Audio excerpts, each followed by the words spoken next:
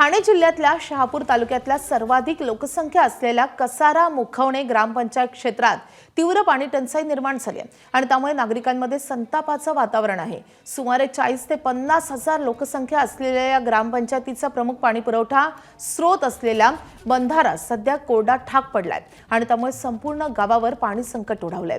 ग्रामस्थांच्या आरोपानुसार ही पाणी टंचाई नैसर्गिक नसून मानव निर्मित आहे।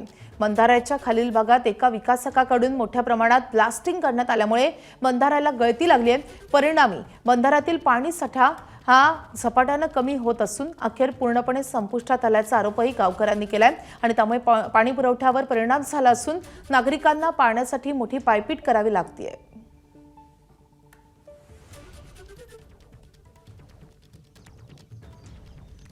हा गाळ काढायला पाहिजे। हे पाणी पुरवठा जो इथं त्यांनी मोठ्या प्रमाणावर विकासकांनी ब्लास्टिंग घेतली, मी त्यांना त्याच वेळेस सांगितली होती ब्लास्टिंग घेऊ नका। शासनाच्या नियमाप्रमाणे कुठल्याही प्रकारचा असा इको सेन्सिटिव्ह झोन असल्यामुळं या ठिकाणी ब्लास्टिंगला परवानगी देता येत नाही, परंतु त्यांचा आर्थिक काहीतरी त्यांच्याशी हित संबंध जोडल्या गेल्यामुळं त्यांना ब्लास्टिंगला परवानगी दिली आणि एवढा मोठ्या प्रमाणावर त्या ठिकाणी लिकेज वाढलेला आहे की त्यामुळे या धरणामध्ये पाणीच राहणार नाही। ही ह्याच वर्षाचीच नाही, आता याच्या पुढे देखील अशाच प्रकारचे ही पाणी टंचाई या गावाला होणार आहे। तळा आटलाय ना, मग त्याच्यामुळे आता पाणीच नाही, तर मग काय करायचं आता। एवढे दिवस तर नव्हतं, पण आता हाय अडचण। किती दिवसापासून पाणी येत नाही?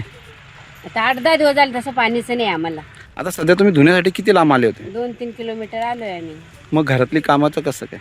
आता घरातले कामं टाकून आता कपडे तर धुणंच बाकी, पाणी आणणंच बाकी। पुढील नियोजन एक सगळ्यात महत्त्वाचं, रेल्वे प्रशासनाचा जो तलाव आहे त्या तलावामध्ये खूप मुबलक साठा आहे। त्या प्रशासनाशी DRM साहेबांशी माननीय कलेक्टर साहेब सुद्धा बोललेत। आज उद्या त्यांचं यस या नो डिसिजन थोडंसं पाणी गावासाठी देण्याची जी आम्ही विनंती केली ते सुद्धा मदत करतील अशी अपेक्षा।